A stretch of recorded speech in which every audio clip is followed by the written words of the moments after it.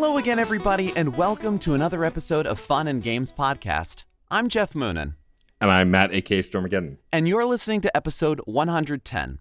And this episode, we are joined by the director of the recently released game Where the Heart Leads and one of the founders of its studio, Armature Studios, Todd Keller.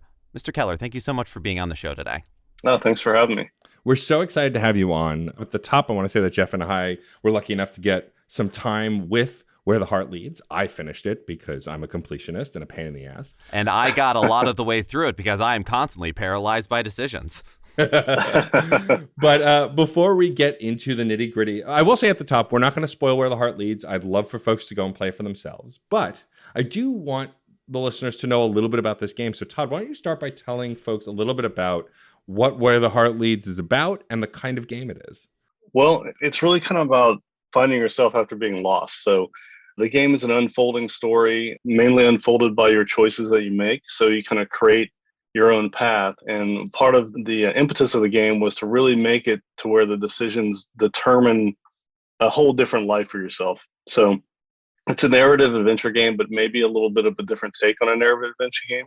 And I really like 3D roaming games, be able to explore worlds fully. So we kind of installed that in a narrative adventure as well. So you find different things and those open different paths. And there's physical paths that open and close based on your decisions, but also the story opens and closes and branches all over the place based on your decisions. So the original thought behind it was just to make those impactful, but as impactful as we could while making sense with the story, but also making the choices feel a little weighty, that you actually did something to the game, regardless if it was something that you felt like, oh, it's going to be maybe down a road I didn't expect to go on, or something that you were really driving after. But overall, the whole thing was based around really making the choices matter in the end.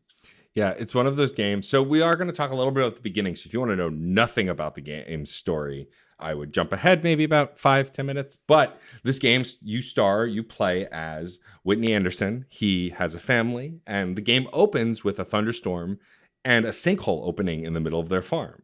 And through a series of unforeseen circumstances, well, I'm not going to get into why because there are choices as early as that, Whitney falls into the sinkhole and wakes up at what he thinks is the bottom of it.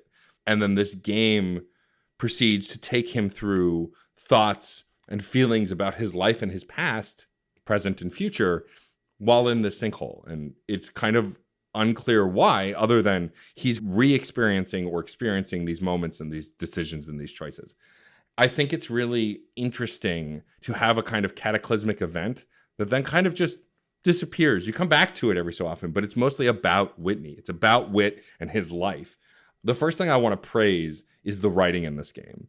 Within hours, I knew these characters. I knew Whitney. I knew Renee. I knew Sedge. I knew all these characters. Like, their personalities shine through so bright. It's really cool. I saw a lot of my own spouse in Renee's sarcasm. I could relate to some of Whitney's indecision. When creating these characters, was that kind of separate from the story? Did you kind of come up with the concept of each of these characters in the family first and then build a story around them? Or was it just kind of a natural progression when writing the story? Well, I knew sort of the starting point of the story, but how everything would kind of be presented to you, like the sinkhole and kind of losing yourself into this world where you sort of find something. And then I worked with another writer to build the characters. And we went through, there's a whole bunch of characters that aren't in the game, but we built all the ones you did see kind of on their own and then connected them. And we had a big branching tree, and we looked at their history and where they came from, where they were born, and everything you would think of character development we did with those characters. And then I just sort of inserted them into the starting point of the story, and then we branched and tried to find all of the points in all of these lives where the choices would become realized. Yeah, it makes sense. Everyone is sort of the protagonist of their own story, and honestly, in good fiction, it's very much the same. Mm-hmm. So talk a little bit about the development of Where the Heart Leads. I'd been hearing about it for a while, thanks to our incredible friend, Josh Silverman, who is part of Stride PR, who represents you guys. So I was excited about it for a while because I loved the look of it and I heard good things about it. But I'm curious how long this thing took to make. So it's an indie game, and the development process for indie games can go longer or shorter than AAA titles, depending on just the team, the size, and who's working on it. So to talk a little bit about the life cycle of the development for this and about how long it took. Yeah, so we're a little bit of an oddball company because all of us are so production heavy. We've been on really large games, really small games. Most of the people at the company are seniors, so we work on a lot of things that are partner projects, right? Yes. When we have teams that are sort of freed up, we try to do unique individual projects like this one where, we had a very small team of 4 to start, and we just sort of set out to do something that we wanted to do. But it really started with an idea I had about, I'm going to say 3 years ago, I think something like that. I pitched the idea around to a bunch of publishers, and we've had a partnership with Sony for a really long time. About a half a year after I pitched it, we sort of got picked up by Sony, worked with them on the broad strokes ideas of what it was going to be, and then I started doing demos and going right into the project. So I'd say about 2.5 years is the overall production time of the project. And I was going to ask how this came to be a PlayStation exclusive, but also looking at Armature's resume, there's a lot of PS4, PS Vita, which, by the way, thank you. I'm a big Vita fan, so I appreciate many. Looking at the resume, I was like, oh, I have those games. Excellent. So I imagine, it's a long-running relationship. Yes. Personally, I'm a big Sony fan, and I've only had PlayStation since the very, very beginning of the days when I started in the game industry. So I've been a real fan of them for a long time. Whenever we get to work with them, they have a great management group. They have great development groups. They're a lot of fun to work with, honestly, and we have a good time. So we always look for projects that we can do at Sony, and they were very open to just kind of striking out on something that was sort of unknown, pretty weird, as an idea, and didn't know how it was all going to come together. So they had a lot of trust in us to put the project out there, basically. That's fantastic. Now, something interesting that I noticed, given that it is a PlayStation exclusive, is the fact that means it has trophies. And games that are multi-platform, those things could kind of be seen as just a piece of whatever way you play. But given that this is a game that, certainly to me and Matt, has its story at its heart, and the game experience, looking at the trophies beforehand, is another piece of playing the game, of experiencing the story one way or another. And it was very interesting. And I do like to look at the trophies because I enjoy seeing where the design priorities are, or the things that are pointed out, the breadcrumbs that you are left as someone embarking on a new game. And I found it very remarkable that there were so many things that some of them were clear, okay, you've reached the end of this chapter, and others that were just very oddly enticing in terms of if this, then that. If this person is doing this with their lives and you choose to do this, then you get the trophy. And I found it both refreshing and a little terrifying in its own way because of all of those possibilities, and because of the fact that there were still plenty of hidden trophies, and still, in my playthrough, still are plenty of hidden trophies. It doesn't seem as though it's something you play through all at once. And I normally don't ask as far as development goes about trophies, but was there certain conscious decisions as far as which pieces of this long winding path to illuminate in making those? That's a great question. I never really thought about it, I think, as deeply as you might have for that. This is what I do.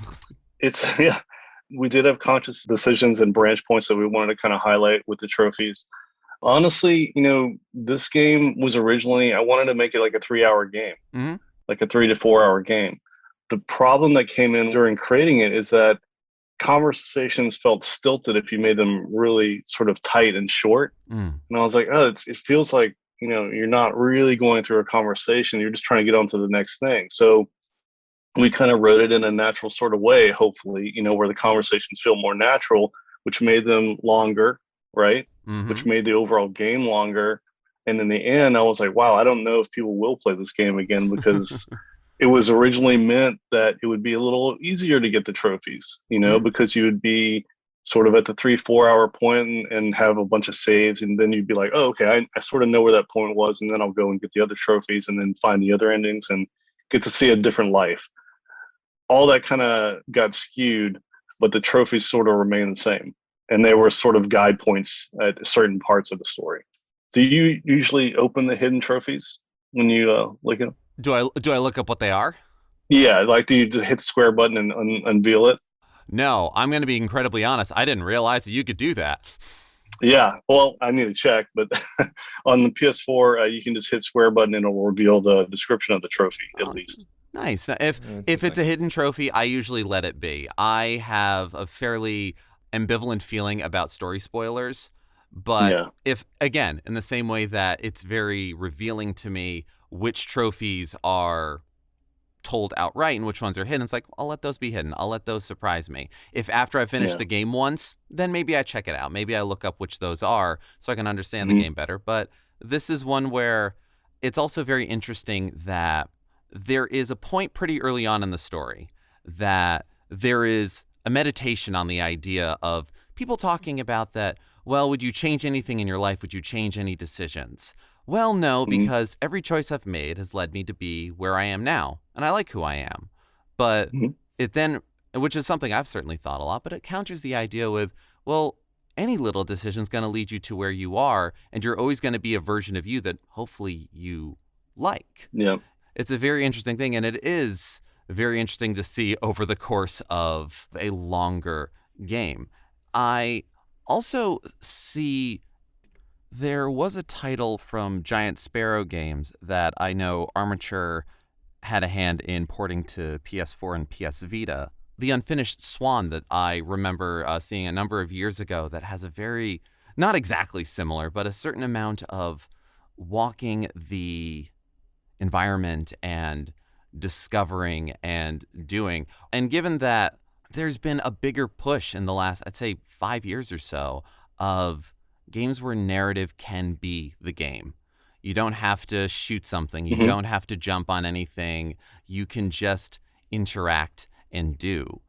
Do you think Yeah. that this is well, for lack of a better term, do you think this is a game for its time in a way? Because I think there are older games that were a bit more exploration based or more story unfolding that didn't get noticed or didn't get seen, or maybe it was just we couldn't put in as complex of decisions.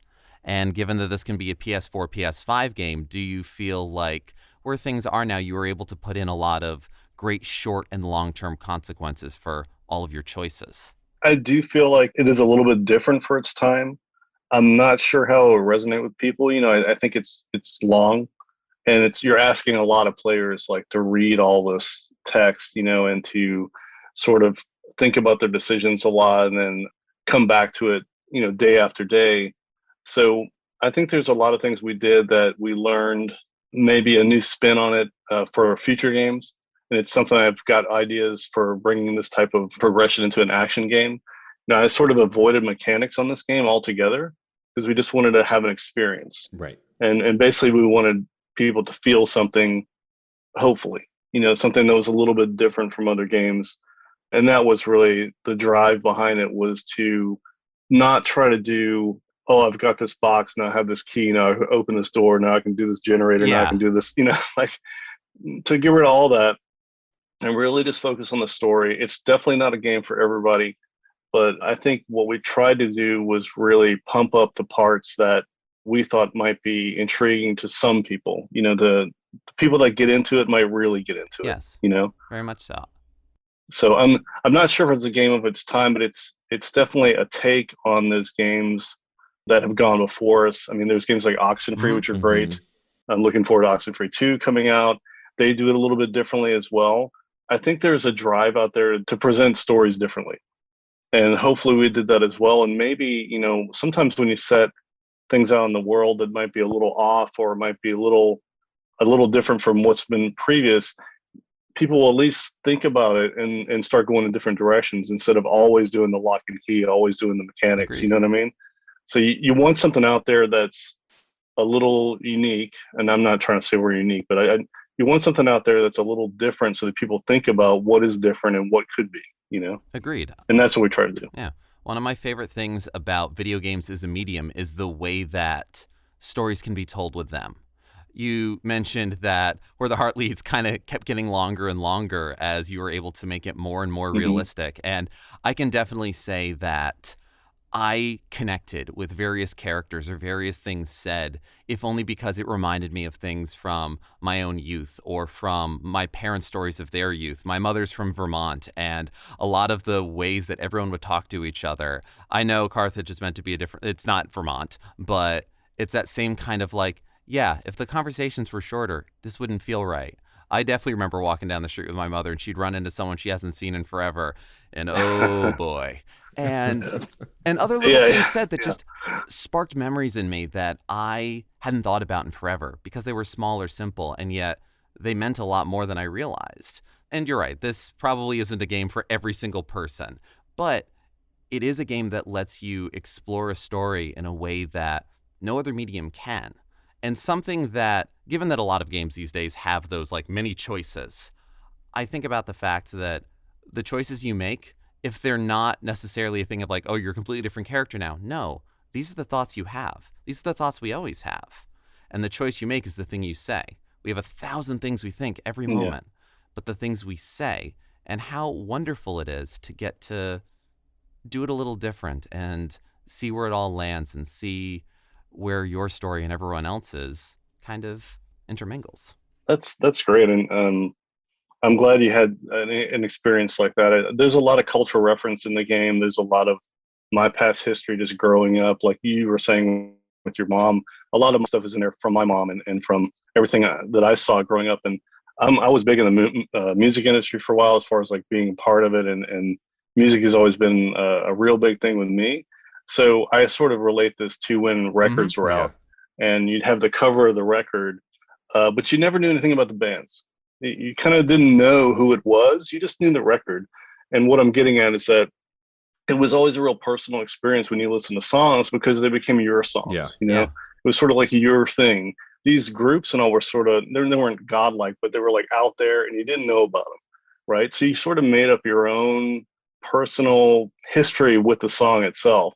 And that's what I felt like with these types of games, is that you don't have somebody talking to you. It's not multiplayer. There's not co-op screens.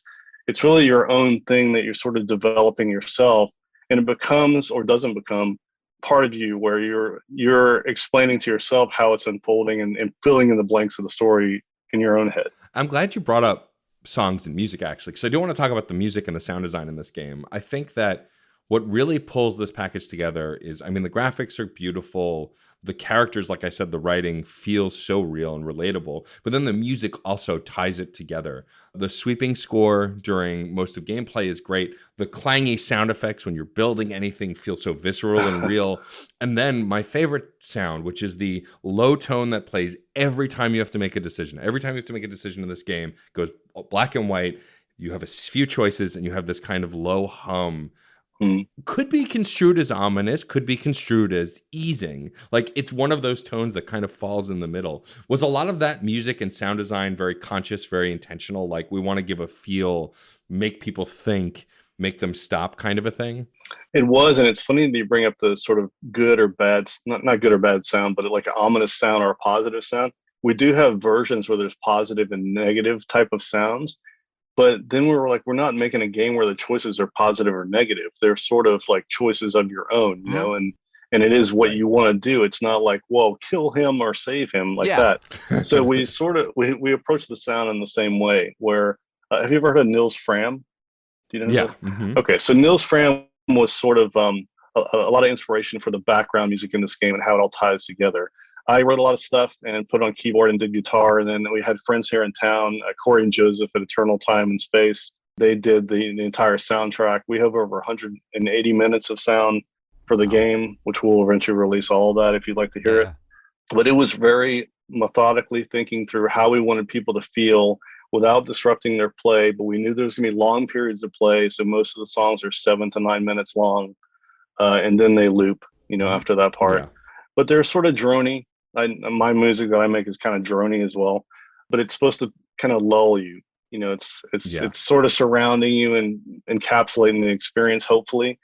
And it's not meant to get in the way, but meant to support this feeling of you're alone, but you're also with these people that you're developing their relationships with. Yeah, it's a very dreamlike experience entirely. There's Yeah. plenty of things that go on in the game that I love video game logic. How long did it take to do all these construction projects? I don't know.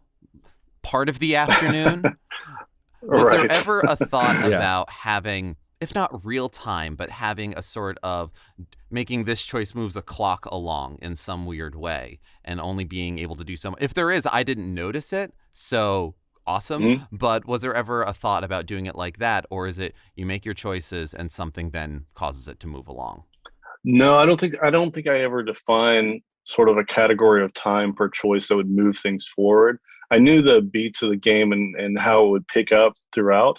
But as far as like doing one thing to speed time ahead, I didn't really think of that. I like that idea, but I hadn't thought of it like that.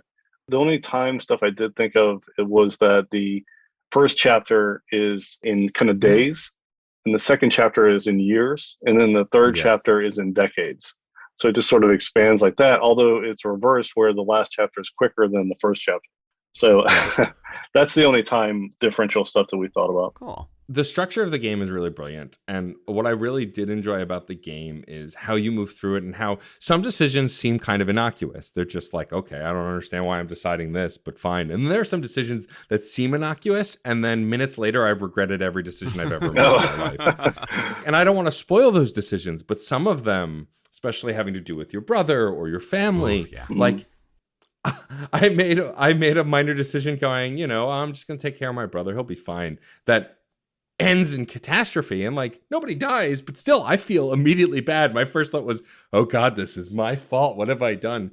And I think that's a testament to the writing. I think these characters are so strong. It's very easy to step into Whitney. I think that he is a character that is very much a player character. He's got his own personality for sure, and you see that especially in the middle and later chapters. But in the beginning, he's very much kind of like a blank slate that you can step into. And it made it very easy to make some of those decisions that you then immediately went, oh God, what have I done? I imagine that was a conscious decision, right? To give Whitney character, but also kind of let him be this thing you can step into. That was rough part. I don't know if we did it, awesomely, but we tried our best at that. It's really hard to kind of give somebody a character, expect them to sort of feel like the character, but also have the character have a story that they're developing too. Mm-hmm.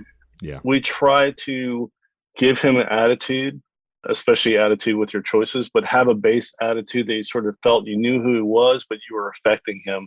And it was like a weird, intricate dance of back and forth with wording and choices to try to figure out how to do that. And in the end, it was really just work all the way to the end. There was never a point where we were like, oh, we're totally satisfied with this. It was mainly like, I hope this is coming across correctly. And that's what we try to do. But that was one of the hardest parts. I can imagine. I mean, we talked briefly off air before we started about Mass Effect, which you are a fan of, and it's clear to see Mass Effect's influence in this game, just from the choices and some of the impact and the way you built Wit is very similar in the way I see Shepard built. Shepard, I think, is the ultimate. You are this character. You pick because you get to pick their history and everything too. And I think Whitney, to a degree, there's that too. You do take control away from the player a little bit to let Whitney still exist as a character. And I think that's important for this story. But there's definitely influence from choice-based games in here. So I wanted to talk a little bit about your influences. Clearly, you are someone who probably liked point-and-click adventures and a lot of story. So I'm curious where your game history comes from. What was the earliest game you remember playing that really resonated with you? It's probably Link to the Past. Nice. Honestly, Classic. I mean, that one I dived into that one pretty deep. And I played it multiple times. And I'm trying to think of the time period there, what was out, because I was playing a lot of different things at that time. Do you remember Arctic Fox? Yeah. Sure. So there's a bunch of Commodore 64 games like Barbarian and International Karate and all sorts of stuff that I was playing at the same time. There's text-based games, Impossible Mission and some other ones. I think I always resonated back to the adventure games like the Zelda or Final Fantasy 3, which is 6 over here, right? Yep. That kind of stuff I was hardcore on for a long time and got way into RPGs. So I was a little bit all over the place, but I always went back to adventure games. Well, it sounds like that translates to your storytelling perfectly. I mean, obviously you don't necessarily see Link to the Past in Where the Heart Leads. I can definitely see some ideas of movement and some ideas of how you interact with the world and character building that would absolutely relate. I mean, Link to the Past is such a strong Zelda game for a lot of people, I think, because those characters are capital C characters, right? Like Yeah. everyone is very, very strong, has a personality, even the bosses very much. Because before that, Zelda 1 and 2, like they had character, but it was the Nintendo and it was pretty basic. But the Super Nintendo is when we first got like text boxes and like emotive Yeah. sprites and stuff that you could really feel just by looking at. Yeah, it kind of still goes back to the music album cover for me, where you sort of put yourself into Link, and then you're sort of, that's who you are. And you also get the guidebooks back then. Guidebooks were huge. And then guidebooks really explained and had a lot of cool concept art of what you were looking at in the game. And then the world sort of opened for you, for me at least. I felt like when guidebooks were really important to games, when games didn't have the graphics, that was a time period where you really developed the game in your own head, and everybody talked about it in a kind of a personal way. Yeah. You, the player, invests in the game and in developing your personal relationship with the story. Yeah, that I definitely see that connection with albums. It's it's now very easy to talk about the universal experience of a game, or it's a this and that, but the autobiographical aspect of it should never be understated. Yeah, a little bit of the mystery is lost right nowadays, a little bit, because everything's so open. I worked at Atari for a while, and cabinet design was a big deal. Because cabinets are really where you saw the artwork. In the game, you're looking at pixels. So for Centipede and things like that, you really looked at that cabinet art and you were like, wow, that's an awesome Centipede, or whatever. But nowadays, you don't, everything's sort of out in the open 9 months before you even get the thing. And not that it's not bad at all. I just mean that it's different. Back in the day, there was a little bit of mystery that you yourself developed. Totally. Yeah. I mean, games like Super Mario RPG, Final Fantasy VII, Chrono Trigger will always be gigantic games to me because I own the soundtracks, I own the guidebooks, and like that's all I had besides the game. You couldn't just Google a walkthrough. I mean, in later days, sure, but for the most part, you got the experience from this extra media outside of the game, whether it's guidebooks, soundtracks, whatever. Whereas now you can find devlogs, you can find YouTube videos, you can find other people who have reviews of games. Like, it's really easy to get access to that information, which, again, like you said, isn't a bad thing, but it's definitely a different way. It's a totally different way of interacting. I'm curious. So obviously, Where the Heart Leads is very much a specific kind of game. It's a storytelling game that has a lot of choice mechanics and a beautiful world to move through. Do you see yourself making another game like this after this? Do you want to go in a different direction? I know you mentioned briefly before that you're interested in making an action, maybe Zelda-style game with this kind of choice mechanic. Do you think that's the future of this creation process that you've started? Well, I think our approach can be sort of brought across several different genres that we want to create. We're developers. We develop a lot of things. We work for a lot of partners, a lot of things that you don't see out in the environment. We work on behind closed doors. So we have a lot of experience in different types of games. I still go back to action adventure. That's my sort of forte in the past. So I would like to bring this sort of narrative structure to action adventure games and have the choices actually develop the worlds. I really like it when the world is not just a backdrop that you sort of play in, but it's part of who you are and part of what you develop. And I would like to see that more in action games. So that's what I'd like to try next if I get a chance. That makes sense. I love that. Yeah, some of my favorite action games are definitely ones where it feels like a distinct world. It's not just a place to score points or get progress. It's a thing to explore and enjoy. Yeah, I mean, I would say that the popularity of Mass Effect and games like it, Dragon Age and Skyrim, is all your decisions and choices are shaping that world. Like, you're affecting what happens to everybody else. And I think that's the great, for me at least as a player, that's how you get me invested. Allow me to affect the things around me and bond to the things around me. That's how you'll get my attention. I think that's really what draws me in. And I think there's definitely a place for those kinds of games to continue to come out and grow.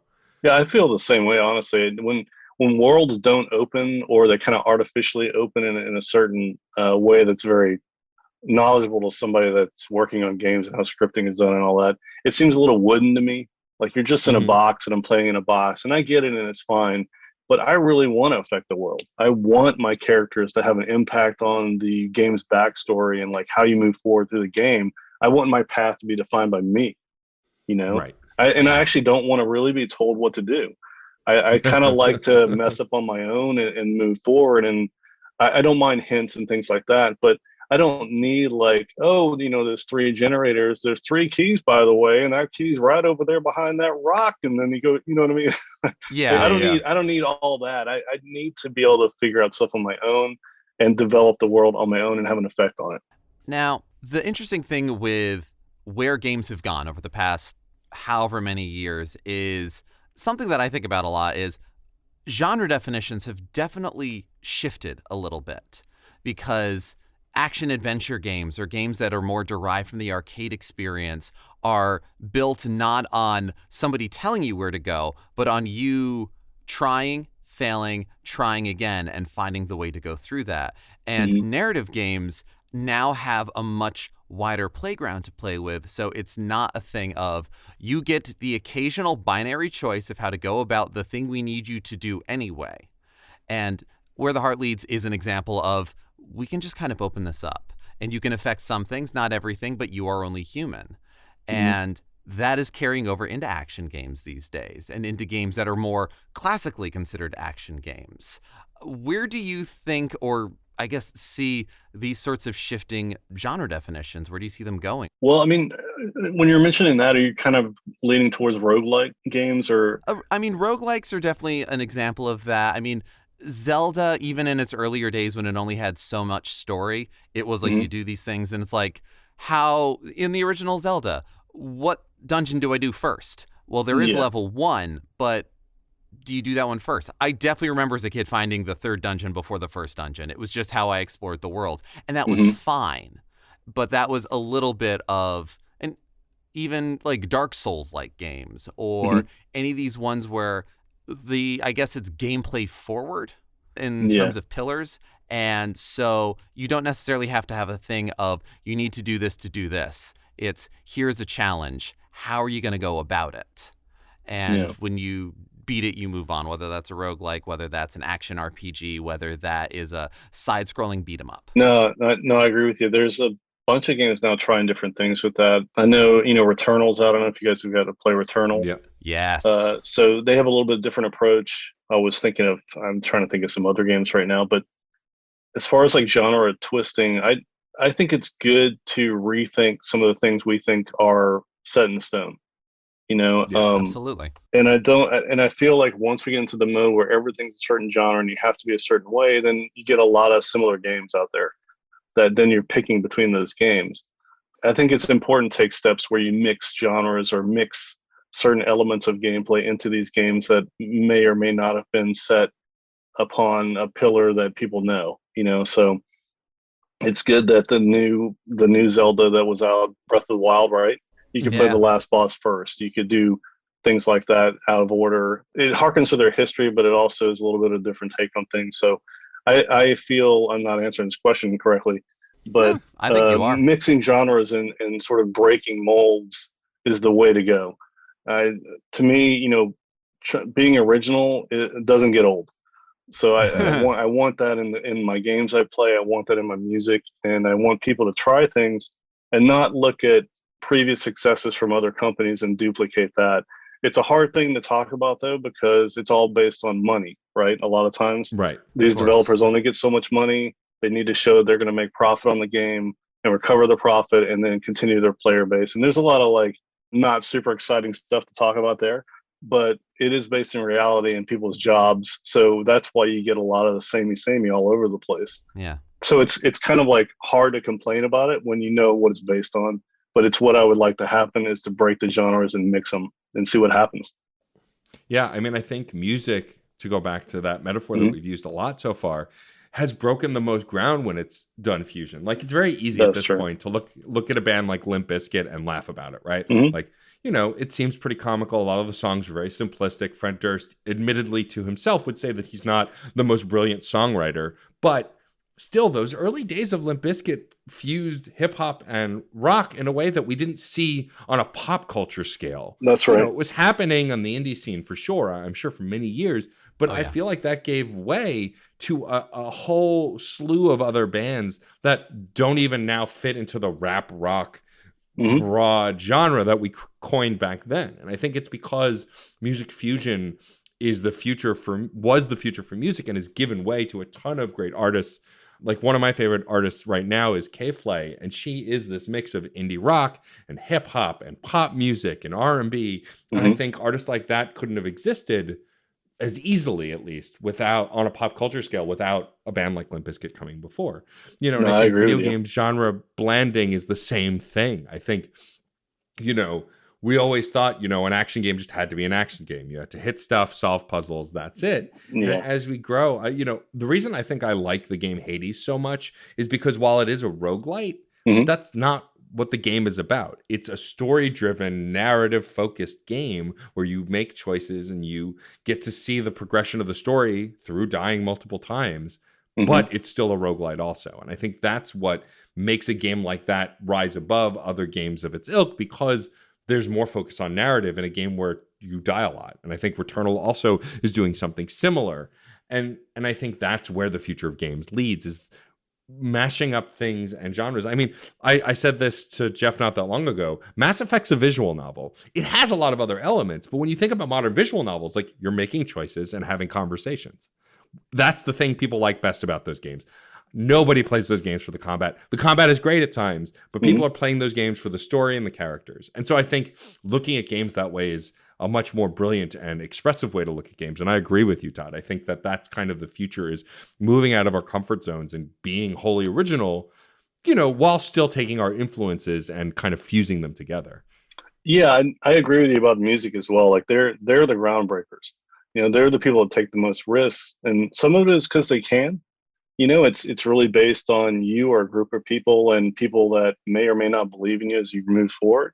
With games, you have kind of a lot of payload to take with you. You have a lot of development costs and things like that automatically, just to get it out in the world. So it's a little bit of a hindrance, for people to get their thoughts and ideas out there, but you want them to get those ideas out there. With music, I mean, you're seeing a lot of people for who they are instantly, and that's why you gravitate to certain artists and other artists you don't. But I think you're right. Music has the most amount of originality because they just put their stuff out there. Some is guided by record companies and the infusion of all of the marketing and everything else. But a lot of it comes from people just growing up and having a certain idea, and then they're showing you their idea that's unchanged from what they originally thought about. Yeah. Some of the best art has a very personal streak to it. In that same way as we were talking about before, someone's personal story may not perfectly match yours, but you see Mhm. yourself in it, in these experiences. A piece of the small contains a piece of the whole. And yeah, definitely with music artists, even the larger groups in terms of members, it's only so many people going through things. Video games, yes, there are the bedroom programmers still to this day of the one There person are, making yeah. it, but the expectation is much bigger teams, much bigger Yeah. ideas. And how readily do you think we can ever have, to any great extent, even if just the indie scene of, I think the idea of the video game auteur is a little played out in terms Yeah. of, but how direct do you think people can get their own visions in on games, and where can they do that, whether through art or like the concept art or the dialogue or just the design of the game? I think you sort of hit the nail on the head. Probably not. Probably that's not what you're going to see, because it's Yeah. so hard to do it, and it's not like the old days, And I Yeah. feel like an old grandpa talking about this stuff because I've been in the industry so long. But it's like what it is, it started with the bedroom programmers, like you're talking about, developing everything. Then it was programmers and artists, and then we had the design group come in, and sort of everybody became designers. And everybody is designers.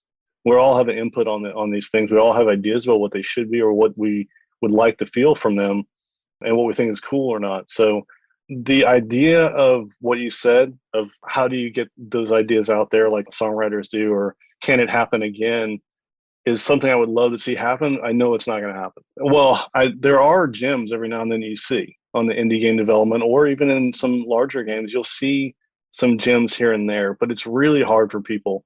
There's no point in me sort of blaming anything other than the progression of history on this stuff, and also acknowledging that we're here because there's a lot of great games made.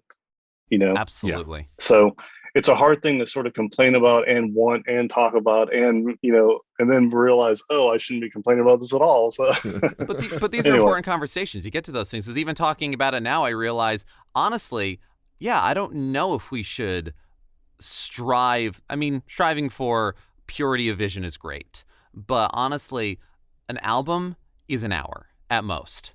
Yeah. With a CD, 70 minutes. And a song is as long as or short as they make it. And so connecting with that and playing and listening to it over and over again and having that experience is unique to music. I mean, you could watch the same cartoon over and over again. I don't think it's quite the same thing. It's a very personal matter. I definitely have so many songs that it exists purely in liminal spaces with my headphones on. But games, as we've been talking about, ask so much more of our investment and interaction emotionally.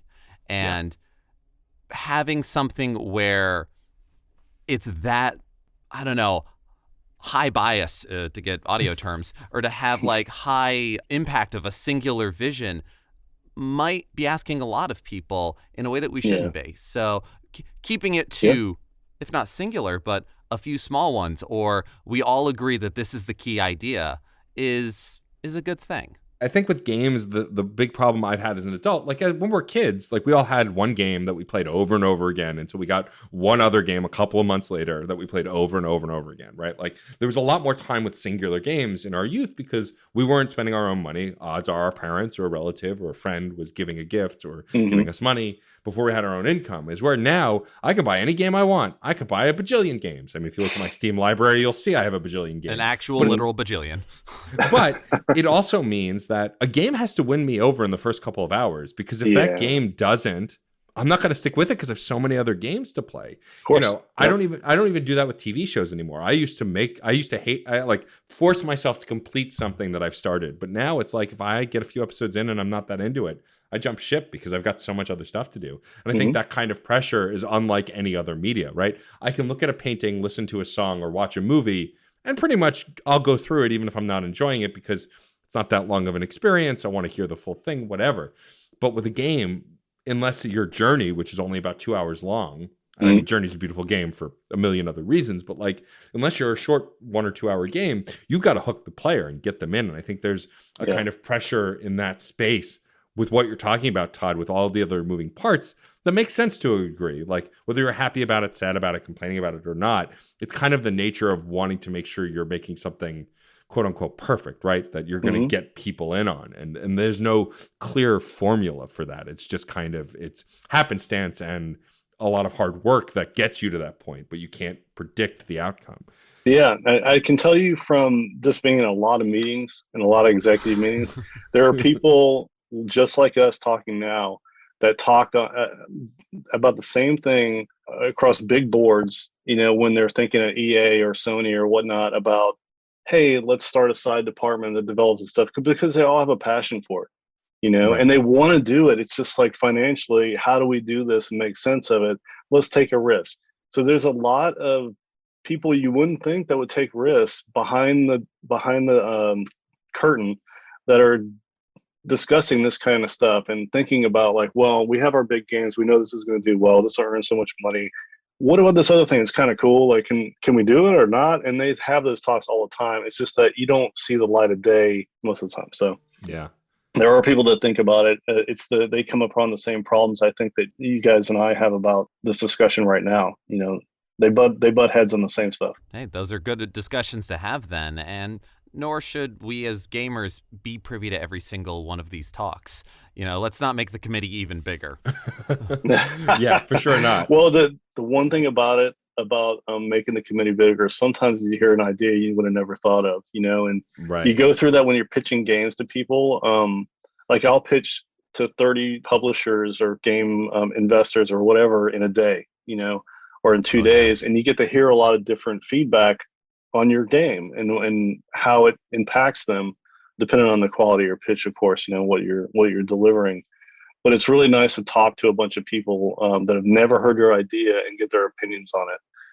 Like I pitched this game at GDC, and I can't remember what GDC it was, but I met with a whole lot of people, and some of them were just on their phones the whole time when I was talking, and that's what you deal with. And you just believe in your product, and you want to put this idea out there, and it was a lot of fun.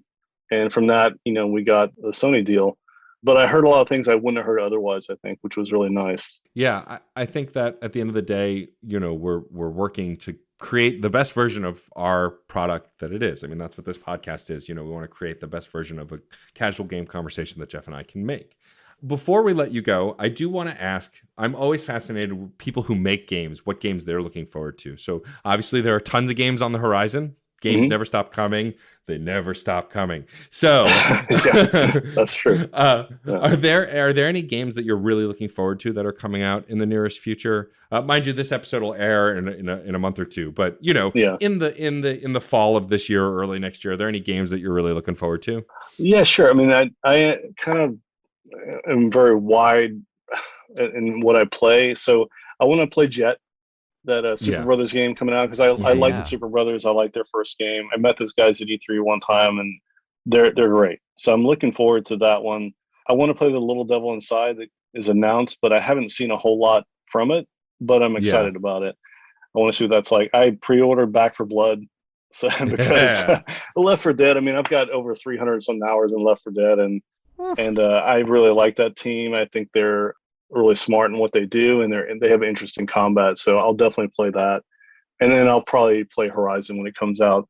Even though I am playing like Genshin Impact right now and some open world games, and I really like those. Horizon, I'm just interested to see technically what they've done.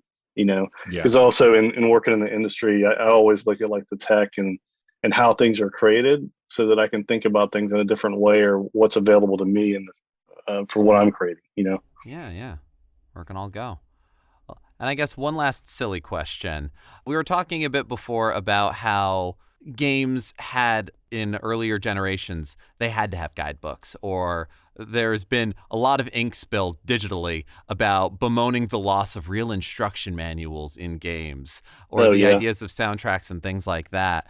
And I know Where the Heart Leads has a special edition physical release, but it's primarily a digital title. But in terms of expanding that world and creating those levels of immersion, if there was like one physical thing you could put out there with Where the Heart Leads for people to kind of invest in on that, what would you want it to be?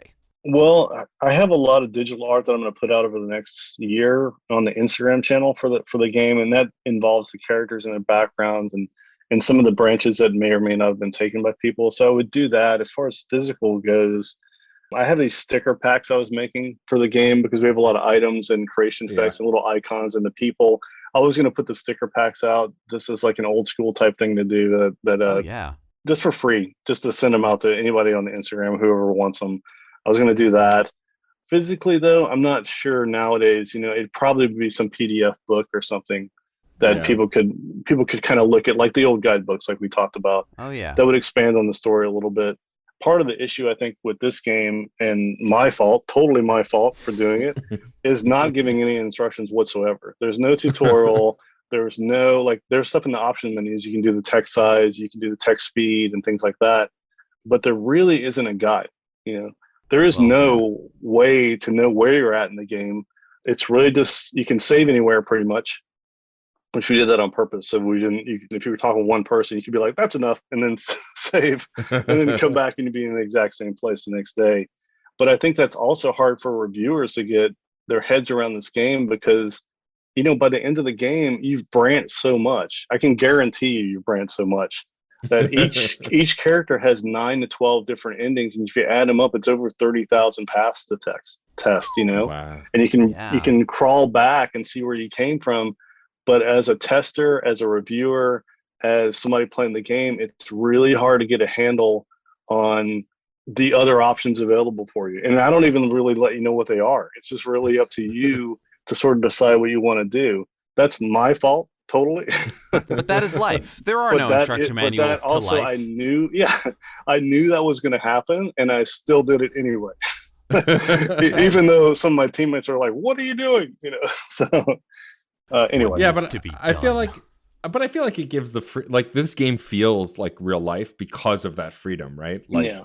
Yeah. I think that that's key, and I think that's important. Sure, it creates some difficulty, but I think ultimately the reason Wit's life feels so lived in is because you can literally do anything, more or less, within the construct of the Yeah. game. But you can talk to whoever you want in whatever order. Some will yell at you that they're not ready to talk to you yet, but for the most part, like you can kind of explore pretty freely. And I think it's what kept me going. Is like, where the hell does this go? What's happening? I think I know what's going on, but like, where are we headed? Yeah, And there's I a appreciate all chat log that. that you could bring up so you could see previous things. You can maybe get a Right. reminder, which was great for coming back after I hadn't played for a few.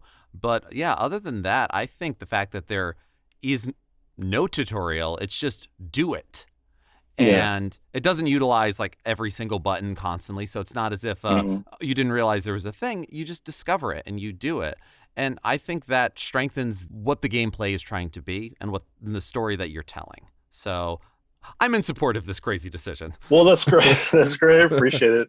It was a conscious decision for sure. I knew that it was going to turn some people off, but some of the people I look up to are like David Lynch and Nicholas Winding Ryan, who are about experiences, and like I like that somebody would put something out there that's just an experience. Whether you have an off experience or a very positive experience, it's something that possibly could make you think a little differently.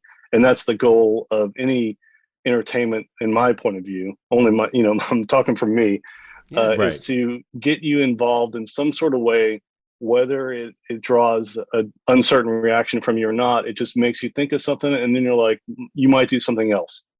You might think of Yeah. other things in a different way, and that's one of our goals. I love that. I like it. Well, Todd, thank you for taking the time with us. Before we wrap up completely, could you tell folks where they can find you on the internet if you want to be found, and where they can, of course, find Where the Heart Leads to pick it up for their very own? Oh, sure. It's on the PlayStation Store. So if you just go to PlayStation.com and search Where the Heart Leads, you can find it in there. It's available for PS4, PS5. You can buy it on both.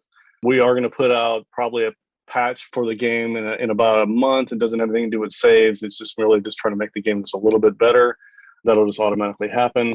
You can find me at Moto Raccoon on Twitter, or you can find the game at Where the Heart Leads Game on Instagram. Awesome. Excellent. Fantastic. Well, thank you for taking the time to chat with us. We really appreciate it. I loved my experience with this game. I think that it's not something I probably would have played on my own in a vacuum if I hadn't heard of it through the right channels, but I enjoyed my time with it. I love these characters, and I'm curious to see how other people feel about it. If you have the time and you want to get into a narrative story that you have not experienced the like of before, I highly recommend Where the Heart Leads. Everyone listening should definitely go check it out. Thank you, guys. It's a unique experience of exploration and discovery. And I know it feels very hokey to be like, and you learn a little bit about yourself too. But many of the great stories and pieces of media and experiences, one way or another, whether constructed or simply off the cuff, reflect on ourselves. So yeah, it's a good thing to check out. Well, thank you guys for playing, and thank you for taking a chance on the game. Absolutely. Hell yeah. We're happy to do it. We're happy to have you. We'll hope you'll come back sometime when you've got something else to promote or some new stuff to chat about. Anytime. And of course, listeners, if you've played Where the Heart Leads, let us know. Tweet at us, tweet at Todd. Let us know what you thought of the game. Share your experiences. What ridiculous, inane things did you make Wit do? We'd love to hear it. Also, of course, you can share those stories on our Discord server. If you go to certainpov.com, you can not only find this podcast and all the other podcasts on the network, but we have a permanent invite link to our Discord server. We have tons of conversations about games just like this. We have a gaming log where I and several other folks on the Discord are posting our progress through 2021 of the games that we've beaten, which is a lot of fun. Where the Heart Leads is up there on that section of the Discord. Also, if you have a chance and you're listening to us on a podcast player that allows you to review the podcast, please give us a 5-star rating. I like to think that we're a 5-star podcast. Write us a little review. That always helps us. You can chat with us via Twitter, Facebook, or even at Gmail at funnygamespod. Send us your ideas, thoughts, suggestions, guests you want us to have, things you want us to talk about. We would love to hear from you. Whether past episodes, this episode, or future episodes, we want to know what you think about them. We want to know the conversations that we should be having or you want to hear about, because at the end of the day, this is a conversation. Thank you for being a part of it. I'm Geoff Monin. And I'm Matt, a.k.a. Stormageddon. And happy gaming. Hi, I'm Matt, aka Stormageddon, and I'm the host of CPOV Autographs at certainpov.com. It is a bi-weekly interview series where I interview folks from all over the arts, from writers to comedians to magicians to musicians, even actors, historians, podcasters, pretty much anyone who's willing to chat with me for a little bit. If you like interesting conversations with even more interesting people, go to certainpov.com or wherever you get your podcasts. And remember, music is life, and life is good. CPOV. CertainPOV.com.